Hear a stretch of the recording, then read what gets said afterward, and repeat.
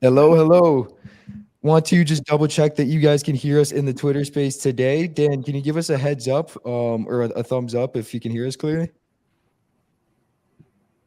Or can somebody give us a reaction on the Twitter space audience? Check, check, check, check. Okay, I'm going to assume that everybody can hear us clearly. And we got some reactions. Awesome. Thank you guys. But yes, excited to kick off today. We have some exceptional photographers on board. We got Leslie Spurlock, Fidel Everywhere, and Ibrahim Elmi, and some others that'll be joining us later as well. But really thrilled about bringing this group together. How's everybody doing today? Doing great. Thanks for having me. Yeah. It's my first time doing this kind of double live feed, so I'm curious to see how it pans out. Sounds good. Fidel, you mentioned you were in Italy currently, right?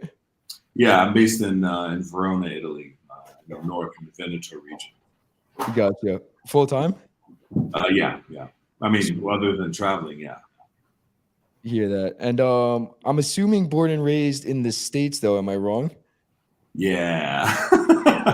It's a long story, man. The nutshell is parents were military. Well, dad was military, met mom in Italy. They got married in LA. I was born in Seoul, South Korea, because my dad was stationed there. Got two little brothers. One was born in Germany, and the other one was born in Kansas. And then we pretty much all grew up in Italy and Germany, in the U.S. And then after college, I moved to New York, and I spent most of my life in New York before moving here to Italy again 8 years ago. Gotcha. That's sweet. Very, very cool story. I was going to guess, I'm born and raised in New York. I was going to guess, like, I hear New York now that you said it. Initially, I was thinking LA, though. Yeah. Well, I mean, we got family in LA. We got family everywhere because the military thing. But I tell people I'm from New York because that's the first place where I arrived and wanted to stay on my own. And I saw it, and I was like, this is where I'm going to live. And I stayed there about 15 years from 2001 until about 2015, 2016 when I moved here. Yeah. But I'm a New Yorker, man. What's that famous saying? New Yorkers are born all over the world, and then they arrive in New York for the first time, and they're like, "Yeah, this is where I'm from." That's how it was for me. It is so funny. I think everybody has that pride. Once you live here, there's like you immediately start calling yourself a New Yorker, and there's a lot of pride here, for sure. Do want to call out that I just pinned up the tweet to the space. Would appreciate if everybody could share and retweet that, and also join us on the YouTube live stream. Come take a look at our pretty faces here live on video. But want to kick it to Ibrahim. Ibrahim, I don't think we've met. Give me the intro, man. Where are you from? What's your background? Yeah, first, let me say hello to all of you, dear friends. I see Leslie, Fidel, and all of our great friends in the space. It's the first time I have pleasure to be with you guys. And I'm Ibrahim. I'm an Iranian portrait documentary photographer. I started university. I studied my BA in photography and MA in art philosophy, and it's around 15 years that I'm doing photography. Yeah. Gotcha. That's sweet. And are you familiar with Padin Haidari by any chance? Padin? Yeah. No, I don't think so. Gotcha. And I believe you said you're Iranian, right? Yeah. What was the name? Please repeat again. Padin Haidari. Yeah, she's pretty. Haidari. She's just a good friend. Maybe I know his. Your parent? Maybe I know her works. You probably know her. She does the line drawings. Yeah, she's awesome, an exceptional artist, based out of here in New York City as well. So, just a close friend. Was wondering if there's you guys had met before. But that's sweet. Yeah, no, unfortunately, yeah. And wait, did you say you said you've been doing photography for 15 years now, right? Yeah, close to 15 years. I started my journey when I was 11. My grandfather was a photographer, and I went to art school. I had my dark room in our basement. For some years, I was doing with film photography. It was Ilford negatives, yeah.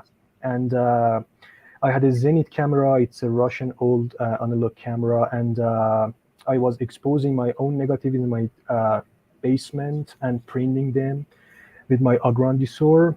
And yeah, my journey started like this. That's so sweet. Do you feel like your grandfather was a big influence for you on that? Was it your father or your grandfather? I hope no, my grandfather. My Got it. grandfather from my mother's side. Yeah. That's awesome to hear. But and Leslie, let's catch up with you. What's going on? I haven't heard from you in a bit. I know. I've been off for quite a bit this week, so it's going well. It's going well. My eye's getting a little better, so that's good. I got a doctor appointment tomorrow morning. But yeah, going well, keeping busy. Finally back on Twitter the last day or so. So good to be back. What happened to your eye? Well, my eyes don't produce that much oil these days, so like 20%, and so I'm prone to infection. So I have this infection on my eye, and it's swelled up pretty bad. And then my other eye is not that great; it gets dry really easily. So my vision was super blurry, and I had a swollen eye, and it's still a little swollen, but it's definitely getting better. So. Fingers crossed. So I can't be losing my eyesight. I'm liking the glasses though. I will say that. Thank you. Terminator Spurlock. Inside. That's awesome, guys. And I know we have some other speakers that will be joining us shortly, just shooting some messages out now.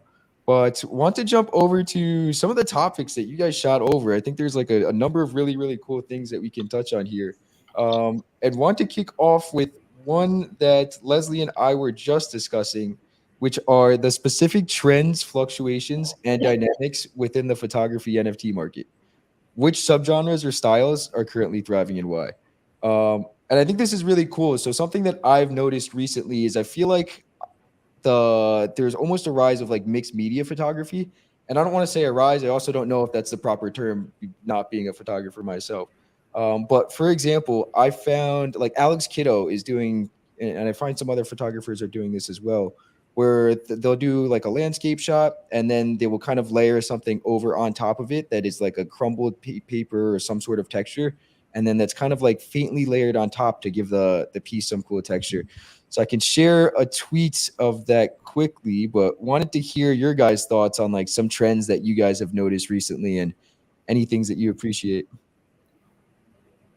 I guess, I haven't noticed a lot of trends in photography. Hopefully I've just missed them, but I know there's a lot of trends with more of videography type pieces. What's the word for, oh, hello? Okay, Yeah, there we go. I'm sorry, the screen just switched and it threw me off. I think it's called, like, it's not conceptual, but there's a word for it that Art Jedi uses, and now I forget what it is. But in fact, I was watching a movie the other day called God Something, and it's based in Mexico. And it's basically this documentary film, but they do these portraits of people, like just workers out in the field or whatever, and the people are standing really still and things are just kind of moving in the background and stuff. So I'm actually hoping to do some of that type of work when I go back down to Mexico and stuff like that. But I think that type of work is starting to get somewhat popular, but I don't know. I actually put that question because I'd like to know the answer too, because I don't really know the answer. Wait, Leslie, what was the example that you just mentioned? What was the name of that? It's called, I have to look it up. It's called God Something. It's based out of Mexico and it got high critical acclaim. It's because of the cinematography. I mean, the storyline, it's kind of a bizarre movie because it doesn't really, like, you don't necessarily know what's going on. You know the areas that they're in, but you're just watching this brilliant documentary work and stuff like that. And it's really cool. It's very cool. and they It's do called like Gods of Mexico. yeah, it's from Mexico, and the director I don't even remember the director's name. I wish I could. I'll have to look it up for you. I think we might have it here. Sorry to cut you off. That's okay. Gods of Mexico, director Helmut dos Santos. Yes, I think that's it. Gods of Mexico. A documentary about following the resistance to modernization in rural Mexico. Yes, that's it. Is it this? It is so cool. And when they switch to black and white, it's like, oh my God, it's amazing photography. Looks like it, yeah. Nice. Wow. Yeah. That is sweet. Definitely cool to check out. Leslie, do you feel like you've shot, just looking at these initial shots, or any of you guys, have you guys shot in any locations like this?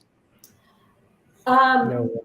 Not quite like that. Some of them I have, but not quite like that. But that film, like in that other one I've shot similar to that, but it definitely inspires me to go to these type of locations and stuff in the future, and do a lot more black and white style work like this.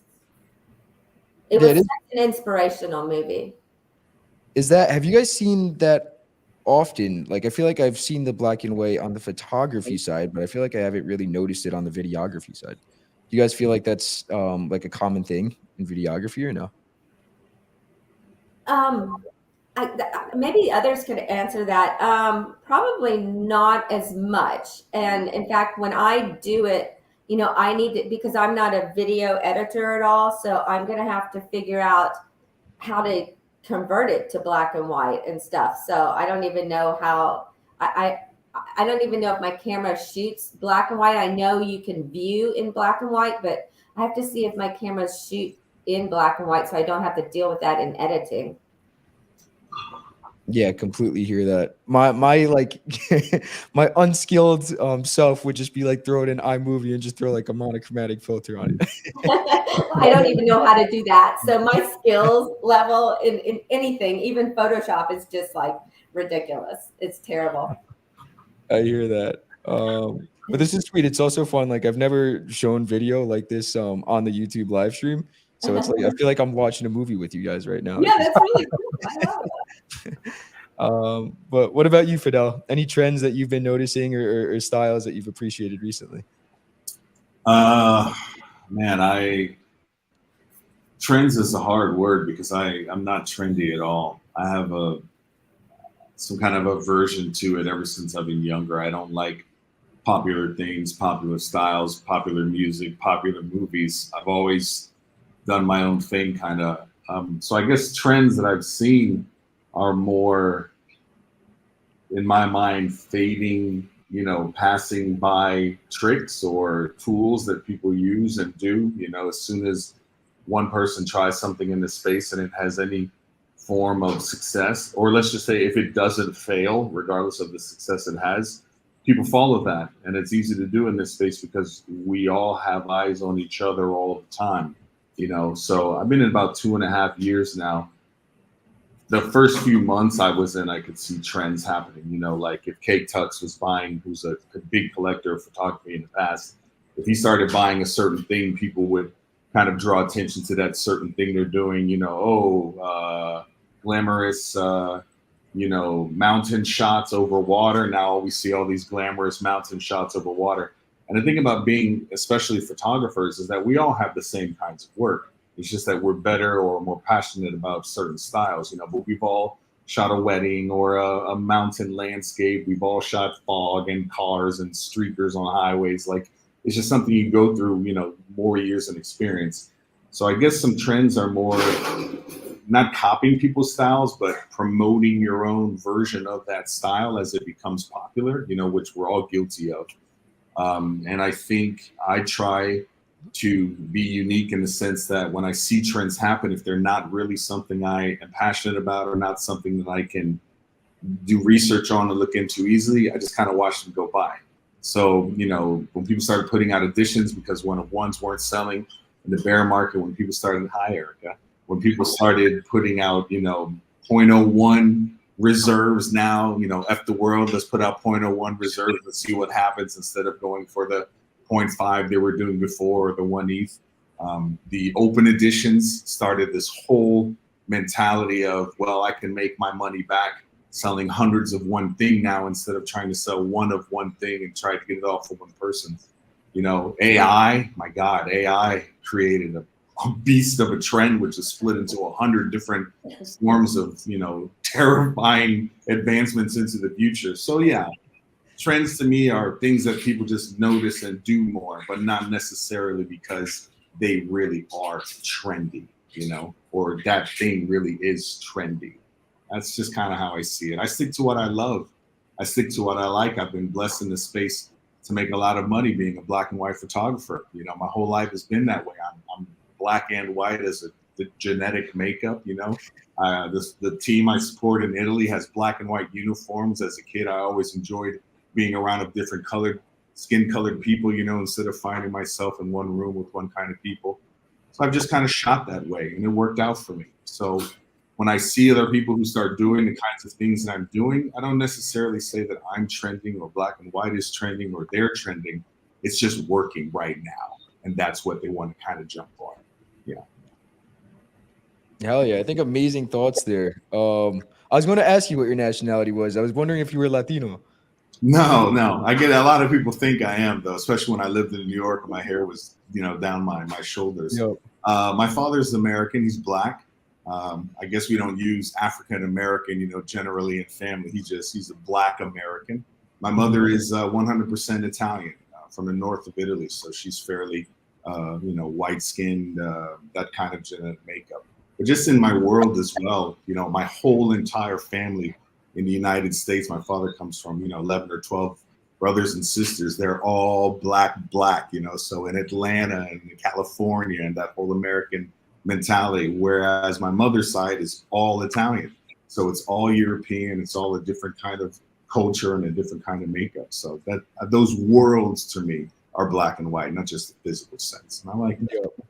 Yeah. I feel like I hear it in your voice too. Like your voice there's like a richness to it, and it just feels like there's a lot of different cultures there. That's age, brother.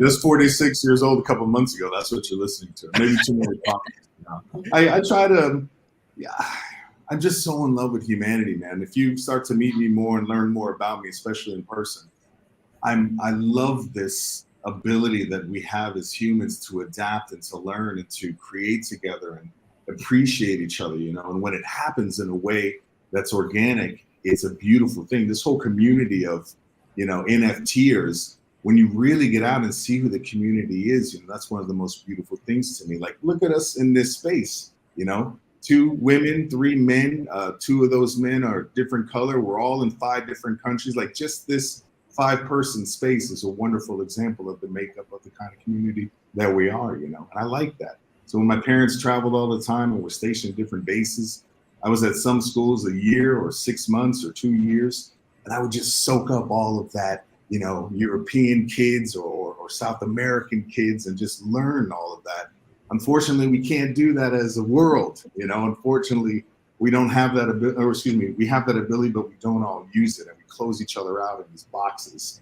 But if you can open yourself up to that, especially in this space, man, there's a world of wonder out there, you know, for people. So I'm dragging on. I like to hear everyone's up. Dude, honestly, like beautiful words there. Erica, I'm sorry, I didn't realize you were backstage. No. And I like couldn't so on my laptop screen is too small to like see the people on the next row. So I didn't realize you were backstage, but my bad on that. Nonetheless, thrilled to have you up. What's going on? Thank you. Doing well. Doing really well. Sorry I missed a little bit of that as I was setting up, but yeah, I don't know what you want me to speak on, or I'm here. You know, my confession of the day is that I pushed it on a shoot. I was shooting for 3 days, and you know, I was doing a lot of the like bending over and shooting. And then I played soccer and I threw out my lower back. So I'm I thought I would admit it because it hurts when I breathe. So I just thought, if you're like, why is she always grimacing? I didn't know she was that person.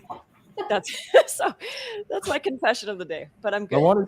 I want to say, I appreciate you guys coming despite like the whole team just battling injuries today. Erica with the back issues, Leslie with the eye. Tyler wishing her well as well. So appreciate everybody trooping through. But Erica, we were just talking about different styles and trends within the photography market. Wanted to know if there's any styles that you've appreciated recently that you've identified. Huh. I mean, I have to default to sort of echoing Fidel. I'm so bad at that. I'm probably, I'm amongst the worst. I don't even know what it would be. I mean, obviously, there's a lot of excitement and not reliance, but there's a lot of excitement around kind of like the medium itself and it being like crisp photography that I do is out. Do you know what I mean? I mean, it's like, sort of Polaroids and washi and colorizing things, and those are trends I'm seeing and learning from, but I'm just sticking to my thing. I'm kind of working in a 7-year project, so it kind of has to just be that. But yeah, I don't feel like I have a great answer for this, but I just try to learn from it all, and I don't pay much attention to trends. So. No, I completely hear you on it.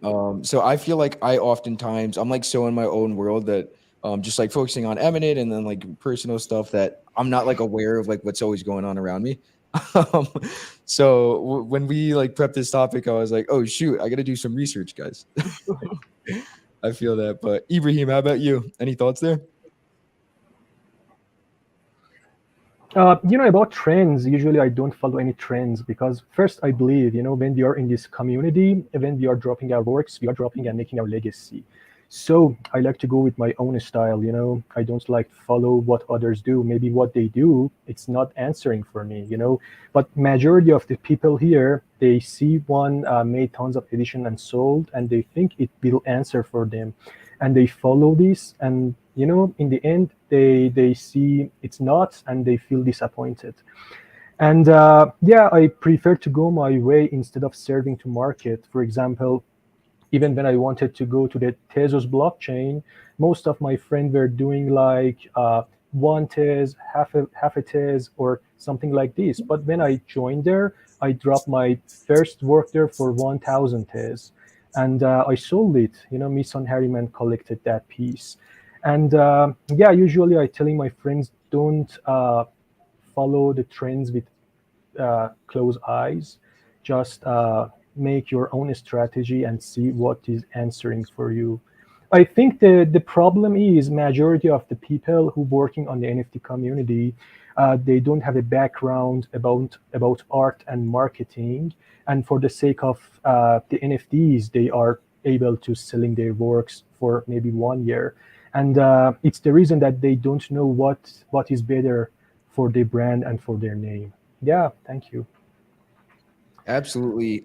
Completely hear that. Yes. Like I feel like, from the external perspective, people that initially jump into the NFT space see other artists making money, and there's just this expectation that you can come in and make a quick buck. But it's definitely not that way. I think you guys have spent years, just like cultivating your personal style, and building your own body of work, which has allowed you guys to build a reputation. And then after that, there's like just I think traditional marketing that comes into play, and also even if you have a traditional marketing background, I personally find that like marketing in Web3 there's some nuances that are entirely different as well. So definitely a lot to learn outside of just like how to mint an NFT for artists that do want to jump in and make a career out of it. But I think Erica, you had a cool question that I'm like really excited about because I think you guys are gonna have some kick-ass answers to this. And you were talking about the way people prep for their shoots. Like when you're just doing some documentary work, maybe like what do you do to really get into the present moment and capture the moments that are around you? And want to throw that question to Leslie first in the glasses. Massive fan of your documentary work and feel like you'd have some cool answer on that. Yeah, I mean, it just obviously depends on the type of shoot I'm doing. Like when I go to cover any type of conflict or anything where there might be some conflict, I have to do a lot of research beforehand. I have to know the background of the country. I have to know who the main people are that are involved in the conflict.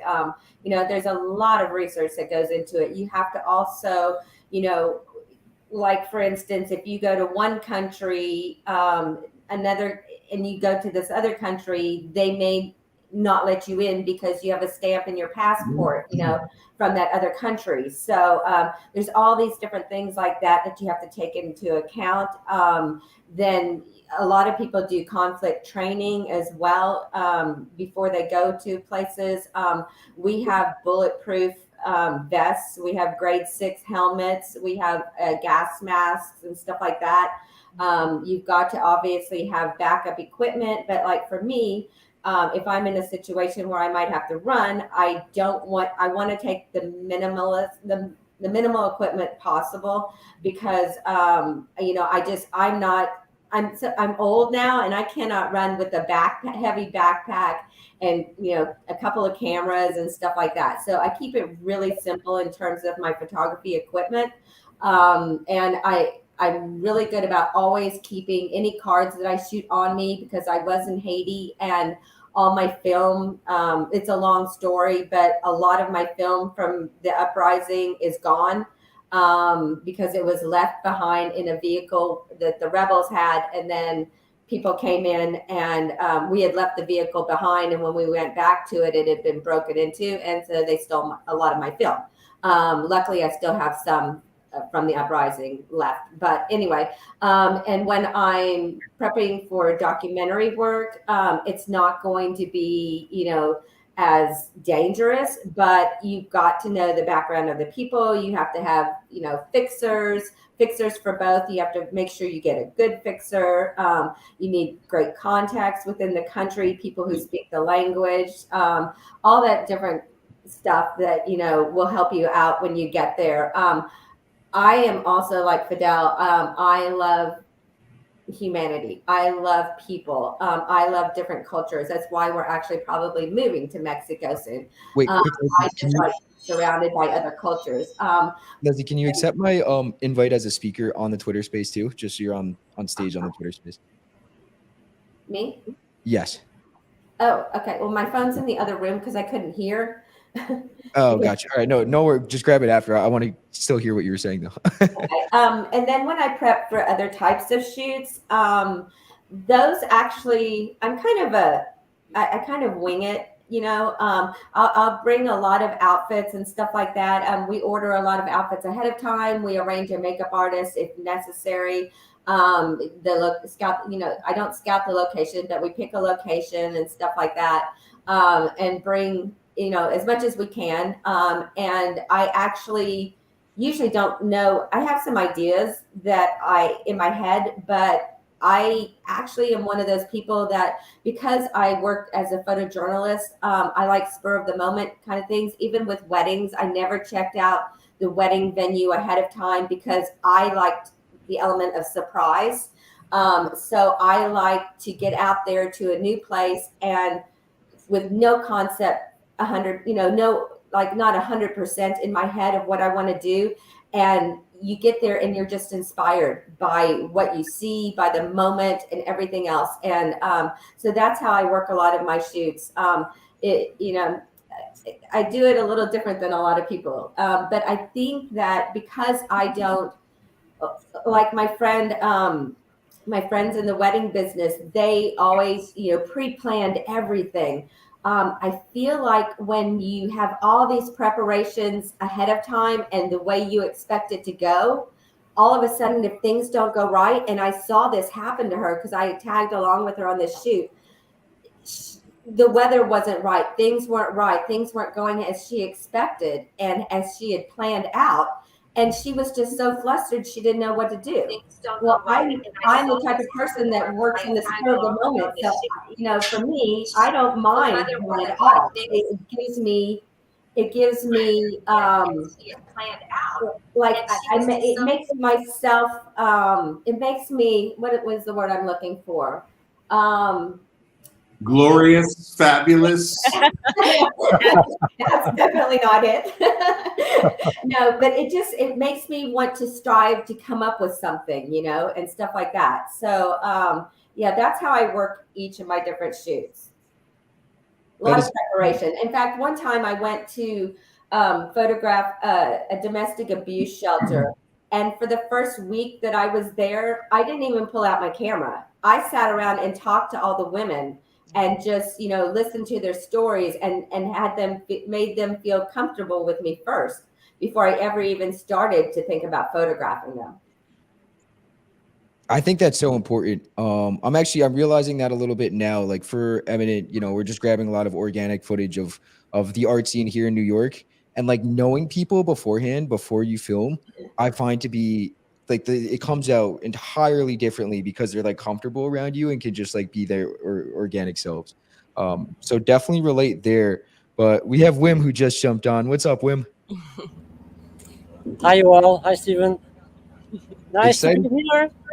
Excited to have you up. Just a quick thing. I heard a little bit echo before. I think we're good now. But if you have your phone, if you have the audio on your phone on, I would recommend just turning that off and then just using laptop audio. Done. Okay. All right.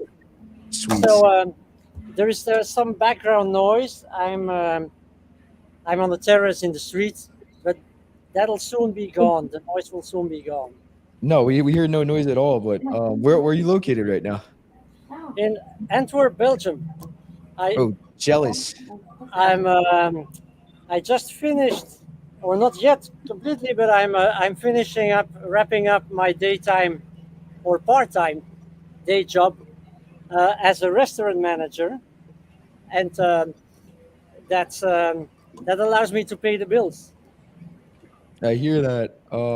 It's awesome. I've also heard tremendous things about Belgium for art. I heard that there's just a number of different like galleries, exceptional galleries in the area, correct? Absolutely, and there's an art fair in Brussels every year.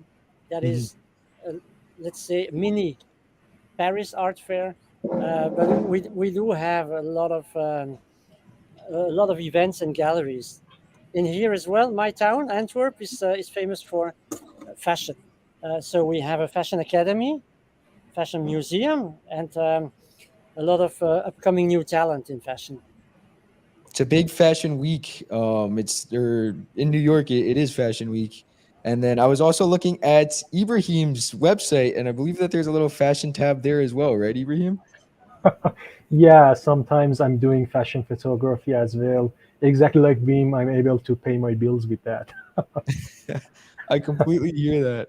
And I think that's that kind of segues to another topic that we have on the agenda. But before we get there, I was liking this initial topic. And Leslie, you said something cool before, how you don't really scout locations prior to shooting. I wanted to ask the rest of the group, do you guys what do your preparation practices look like? Do you really scout locations or try to map out the photo prior to shooting, or is it just you're letting things happen and you're just grabbing what you can? If I'm working under contract, which I did a lot of magazines and fashion style shoots and red carpet and stuff when I lived in New York. Then I would go first, check it out, make sure that everything was okay, check the lighting, make sure my equipment was all right.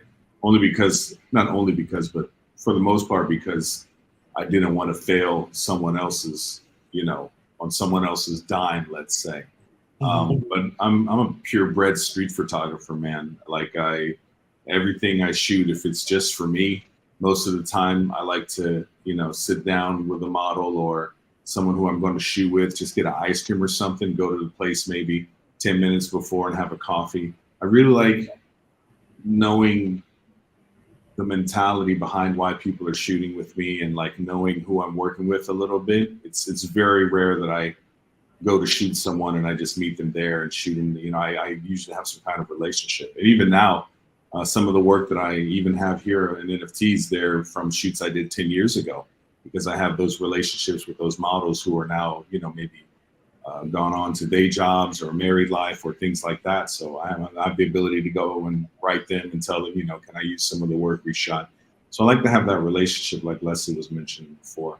As far as prepping for my own street photography, not in any way, shape, or form. I shoot from the hip. I have no real qualms about getting a shot that I want. My mind is just kind of like, this is going to sound weird. We're going off topic a little bit, but let me tell you how I work. I can't wait for the day when we have cybernetic implants that allow me to take photographs with my eyes, because sometimes I actually get angry with myself at shots that I know would be fire. I'll pass by a situation, where someone will do a motion. I'm like, oh, I just missed that one, or I'll see a couple in love about to do some kind of hand holding or perfect, kiss. Oh, I missed that one. So for me, really, it is to just go with my camera and always be aware of what I'm shooting, and shooting in different ways that, I don't have the bulletproof vest and the helmet and the credentials and stuff in my daily shooting. I try to be cool, man. I try to be a little bit deceptive, like a lot of times if I need to get a shot of someone and I need to look through the viewfinder, I'll shoot that shot, like a tourist, and then kind of look up like maybe I was shooting a building, or, look down on my phone like, oh, I didn't, make a mistake. I get a little interactive that way. But most times my work is just walking past someone, or, ooh, hit the hip, down at the hip like this. I shoot over the shoulder a lot. Sometimes I hold my phone on my chest, and just shoot the shot from my chest, because I need it to be as pure as possible. So there's no prep in those kinds of situations for me. Dude, watching you shoot is probably fun to watch. It is. Some people have actually put photos of me, bending over, pretending to do things, and I don't know. I haven't ever come across someone, let's say, and this is another small blessing I have in photography, because I'm a big boy. I don't get conflicts, and people don't walk up to me and complain. I don't think ever in my life. I've had people say, sir, you can't shoot here. Maybe I found myself in some museum or some property I didn't realize where I was, but no one's ever walked up to me to delete a photo. At the most, someone maybe just said, are you shooting? And I'll say, I'll show them what I'm doing. Even on the red carpet, man, I worked 2-3 years on the red carpet. I would just plow my way into the line and just shoot over people, around people like this all the time, Behind the back, just like, yeah, I just, especially with today's digital photography, man, I'm not going to miss you. I mean, I'm not going to, not catch you when I can squeeze off 6-7 shots in a second. I'm going to get one of the shots that I want. And when I'm shooting black and white, a lot of times I just don't need to worry about the hues and the lights, and I fix all that in post, because it's as pure a photo as it can be. So yeah, I'm very by the, how do you say it? I fly by the seat of my pants, but it's worked out for me so far. So yeah, it sounds like a fun way to be, kind of like gunslinging. And shooting from the chest is shooting with your heart, right? Yeah, it's true. It's true. I mean, people don't. It was different 20 years ago. When I first moved to New York, I could be the only person in a 50-yard radius that even had a professional camera. If I went into nightclubs and stuff, you were immediately seen, and immediately, ooh, look, a nightclub photographer, let's go get the photos. It wasn't like now. Now people are so used to cameras and selfies and people with the sticks and, home videos. No one ever really questions anymore. They just realize they're being photographed. And that liberty, I guess, has opened up a lot of possibilities for photographers, where, you really had to be sneaky about it a couple decades ago. You really had to have a reason to be in that room shooting photographs of people. Now, I mean, you can give your camera to your daughter. My daughter, she's 22 now. When she was 10, I would, give her my camera, just let her go on somewhere. People would love to get their photographs taken. Do you guys feel like that's opened up, like that's been an advantage for you now, because we're in such like a digital age where everybody's constantly on their phones and on cameras? So do you feel like as a result, you're able to capture a lot more candid moments because people aren't as weary of being on cameras as they were in the past? Yeah, 100% for me. Absolutely. Gotcha. I last year I did a project. I was part of a project called The World Today, where we had a lot of photographers from around the world working for a month on a subject completely that we chose ourselves. And I basically chose the most difficult one. First, I wanted to go to Moldavia for the refugees of the war, which is rather it's tough, but it's rather easy because as a photographer, you don't have to be really creative. You just let everything come to you, and you. I think the main um, value of that work sometimes is just being there on the spot and making it through. So I thought, no, I will make something more difficult, and I will just shoot the world in 1 square mile around me, and be there wherever. So I was in a park. There were some youngsters, and they had such a nice interaction. Some of them were maybe sitting around or doing some games, kissing, whatever. I could have sneaked to them and try to make a few pictures left and right and then be happy with it. But I decided to go to them and explain what I was doing. And they accepted, no problem, you can shoot anything you want. And as of the first minute, it was as if I wasn't even there anymore. And so that was great because they were rolling joints and having fun and just forgetting everything about me. And that's the way you can do some really interesting shots. And otherwise, if I'm on the street or in some whatever area where I do feel that some kind of contact is important as a photographer. And as Fidel was saying, if it's really for an organized portrait, it's just a pleasure to be able to meet somebody, even if it's for an hour or so, and have that connection. If not, I just want to have, even if it's just eye contact, and try and find a kind of an approval where people say, okay, we're good, make the shot, if possible. Yeah, I think it's awesome. I think that's cool to hear that like that young group of people are just like completely unfazed by it. I almost find that sometimes if I'm like trying to grab organic footage, even if the people are comfortable with me, sometimes like putting a camera on people makes them like show for the camera. Um, so it's cool to hear that they were just like, completely unbothered.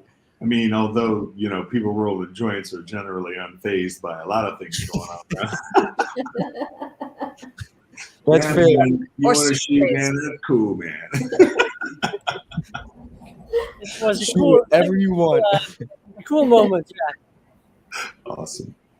That's so sweet. Also want to call out, we do have in our first pinned tweet that is up. If you guys are not on the YouTube live stream, come catch us on video. We're having a good time here. Also, if you guys don't mind resharing the pinned tweet as well, would appreciate it. But want to kick it over to you, Erica. You were the one who brought up this question, so I'm excited to hear your thoughts on it. How do you prepare for when you shoot? Well, I agree. It really, really depends on the shoot. So if it's sort of like Occupy Wall Street, you're going to be heading into Leslie land, just watching your back, watching for donuts. No, I'm kidding. But looking for the cops eating donuts. But I feel like, yeah. So then I also travel light. I also am ready to run. I'm also ready to kind of negotiate. It's funny, Fidel, that you said you're a big boy and it's easier for you. That's super interesting because I also feel that because, especially when I'm tan, I have no color, but I tend to sort of be, I don't know, sort of easy to kind of like ignore. It's like, because it's like I'll try to stay out of the way, and I think there's sort of like almost like a psychological activity that's happening where you're working really hard to become invisible. So I don't really, that's a really hard thing to put into words, right? But there was one time I was near Vortex in Sedona, which is getting a little esoteric, but I was noticing a family walking by, and because of the vortex energy, I was like, what if I really, really could be invisible? And they didn't see me. And I'm sorry to be a weirdo, but it was the one time I was like, they really, really, really can't. And it was so weird.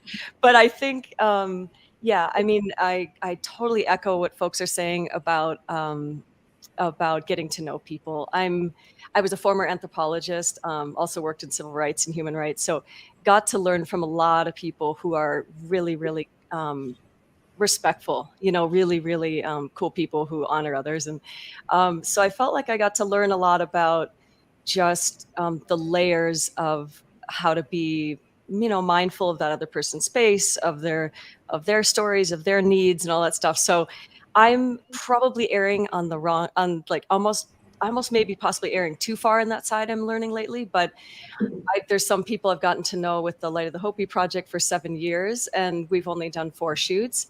But it's like they're dear friends now, and we sit for hours. And there's certain stories, for example, that I'll be told that aren't kind of something that's for the public ear at this point, at least. And so there's certain things that we'll just sit and Hopi elders and stuff will just share with me. Look, I want you to know these chapters of history, or just kind of like our beliefs around A, B, and C, so that when you're actually shooting this ceremony, how do I say it? Almost like those kind of subtle symbols and relationships and dynamics and stuff. Just once you've learned all that, it just will naturally make its way into the photo. So I almost think it's like the photo itself can have kind of an imprint of those understandings. And it's cool. Like for Light of the Hopi, like maybe there's some layers of the work where the Hopi people will understand the joke going on there, or the tip of the hat to something or another. But and then it's also cool later to probably just share some of those things without all the information. But I guess kind of the weirder part of how I prepare is that it's that age old kind of like advice that with martial arts, they talk about, you just do the basic over and over and over, horse stance for hours and all these things, and you learn all those kind of movements and decisions, so that when you're actually sparring with someone, it just comes super naturally, and you're like, oh, how did I do that?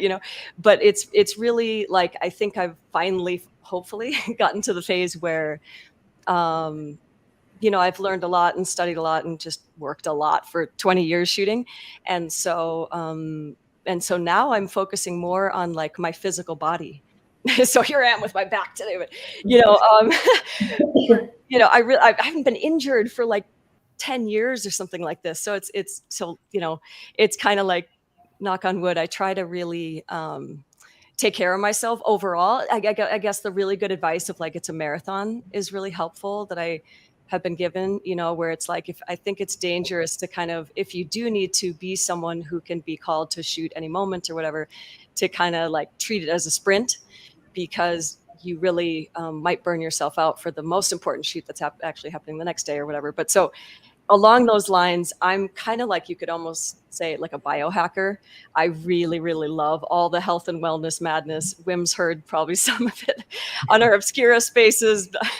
I'm that person. But, I like right now this morning, because I slept 3 hours because my back hurt that bad, I took Qualia. It's called Qualia Mind. So it's not caffeine, but it's a really nice thing I want to share with people, because sometimes if I'm just like, oh, I can't do this, I'll take Qualia and I'll do the coconut water and the hydration and the literally amp up my immune system and all of that in preparation for a shoot, just so that when I'm there, I'm hoping that my body is optimized enough to then be really like kind of quiet and be able to take in what's happening. Because if you're hurting or you're dehydrated or you're stressed or whatever, you can't move gracefully into that position that fast to get that shot. So I think that's most of it. I love that. I think that it's so cool. Definitely feel what you're saying about taking care of the body in terms of trying to just like promote longevity. I also feel like with your guys' line of work, there's an adventure aspect to it. It's not like you're just sitting at the desk doing this. So it's like for you guys to be able to go on those adventures and run away in a bulletproof vest like Leslie is sometimes.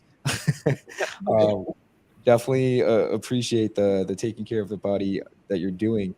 But want to kick it over to Ibrahim. We had another cool topic that you guys outlined, and it was some of the difficulties that we all face, working as artists in the NFT space. And when I say we all, I mean you guys, because I'm not an artist. But wanted to get your thoughts, Ibrahim, on the difficulties of being an artist in the NFT world and how to cope with combining those responsibilities with things like family and work, and trying to be active on Twitter spaces and juggling all of these different obligations. Yeah, it's a $1 million question. And Yeah, I was here from November of 2021, and based my experience, first you need to truly balance your IR life with your NFT world market, and you need a balance. And because when I see, for example, most of artists are here 24/7, and first I telling them, if you have IRL job, don't leave it because of the sake of NFTs, because then you need to be here 24/7 only for the sake of selling, and it hits your mental health badly.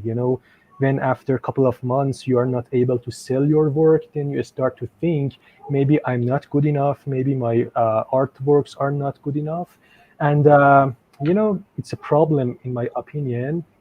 And but another problem that I see, that when most of people are here, then they don't have time for creating artworks. We are artists in the first stage, and our duty is to create what our inner voice wants from us. And yeah, just when you don't have any strategies or plan, and you are here and you don't see any good result, especially in this bear market, uh, then it's make you disappointed. I just saw many of our friends who were active in these spaces these days, they are not here, and they left this community only because they don't have a great strategy or plan. Yeah. 100%. So I think one of the interesting things is that those struggles I think are like tremendously common, but I think that it's so common for people to also personalize them and think that it's only me not selling work, and really get frustrated as a result of that. But on the marketing side, as we were talking about before, I think that one of the best things that we can all do is like highlight our successes, right? So everybody's talking about their successes, regardless of how big or small they are, and all we see on the timeline is successes. But then everybody's personalizing, their failures. Yet everybody's also struggling at the same time. So I think that's just And something to keep in mind. yeah, yeah, great points you mentioned. And there is another point, maybe the reason is majority of people here, they just see the 2% of the rock stars here who, even they mint white paper, they are able to sell it for tons of ETH. And they don't see the majority of people who are struggling with selling their artworks. And, when you compare yourself with the rock stars, uh, then it's bring some kind of negative vibes to you, and it's really hit your mental health badly, because you don't know what's going on behind, what is their connection, or what they do, what was their journey to make them this kind of big sales. Maybe they are in the stage of 20 of their journey, and you are in your first stage, but you cannot see what's happened behind. And when you just compare yourself with the blind eyes, it's really hit your journey. Absolutely. Want to throw it over to Wim, because Wim, I feel like you had some thoughts on this as well. Sure. Um, Always on anything, but I'm those that know me, know that I'm just trying to be straightforward and say the things that as they are. You can have a philosophy saying, I'll fake it until I make it, and I'm the biggest, I'm the brightest, and the best, and look how successful I am. But you can do that only for a while, and then you just fall through. The floor gets underneath, and what you I, I took an extra job. I'm sitting there right now. This is my job attire. It's a good job. I'm a manager of a restaurant, and we work with political refugees, people that are in Belgium for not so long, and they are the ones bringing the food and in the kitchen and whatever. And it's an interesting job, but it's way off my photography core, where I am. It's also way off the NFT space.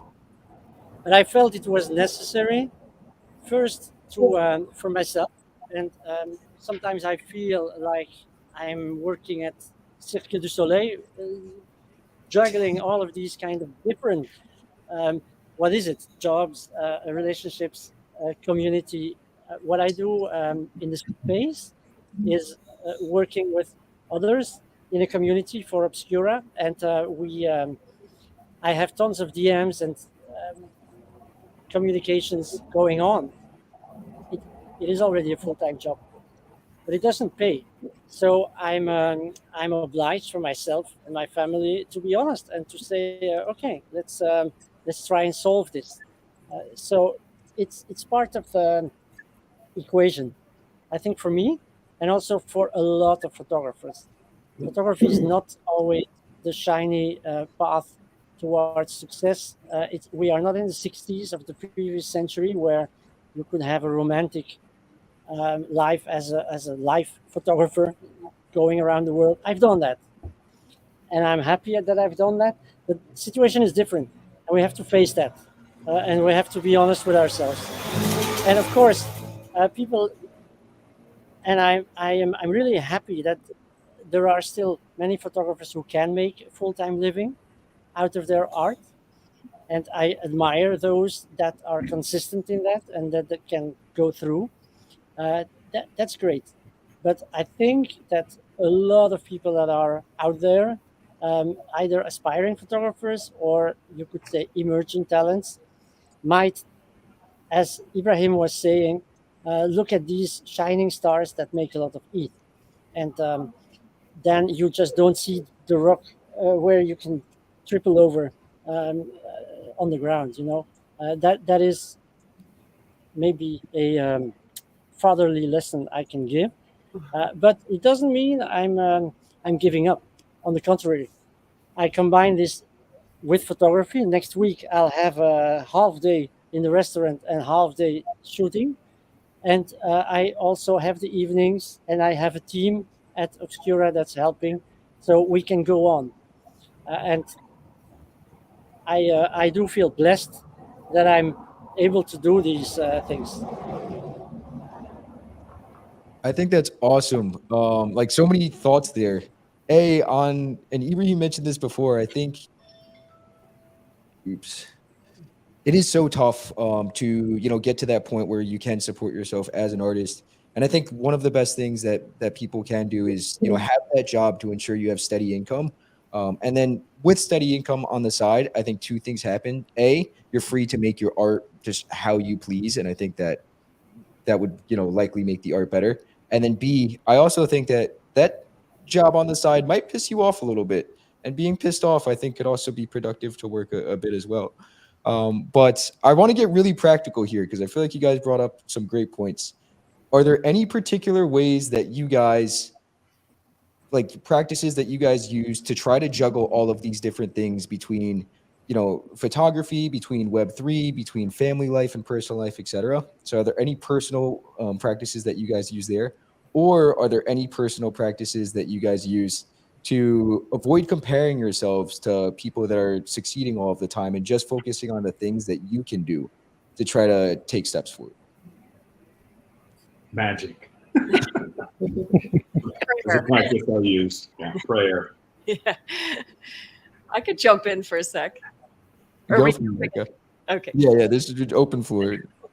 Yeah, I mean, I kind of go back to some of those like health and wellness things again, because honestly, sometimes it's almost impossible, and you just have to do it though. I think it was Elon Musk that said like there's a direct relationship between like sort of tolerance of pain and success, which is kind of like terrible.